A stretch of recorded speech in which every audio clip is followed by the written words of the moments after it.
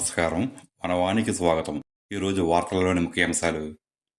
అల్లూరి జిల్లా ఉభయ గోదావరి జిల్లాల పట్టభద్రుల ఎమ్మెల్సీ అభ్యర్థిగా పోటీ చేస్తున్న పేరాబత్తుల రాజశేఖరంను అత్యధిక మెజారిటీతో గెలిపించాలని స్త్రీ శిశు సంక్షేమ శాఖ మరియు గిరిజన శాఖ మంత్రి గుమ్మడి సంధ్యారాణి అన్నారు.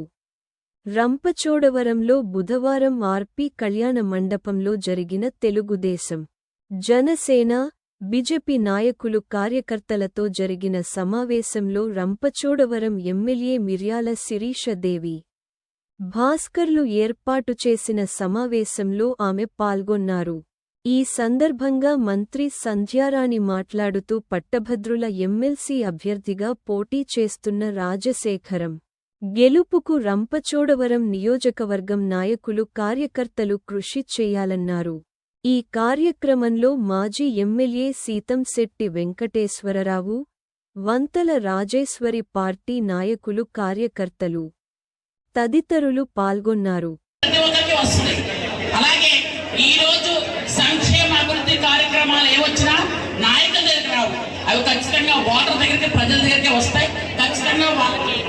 చంద్రబాబు నాయుడు గారు ముఖ్యమంత్రి అయితేనే ప్రజలకి అభివృద్ధి సంక్షేమం జరుగుతుందని నమ్మే ఓటేస్తారు. కాబట్టి ఆ అభివృద్ధి సంక్షేమం ఖచ్చితంగా ప్రజలు చూపిస్తాము.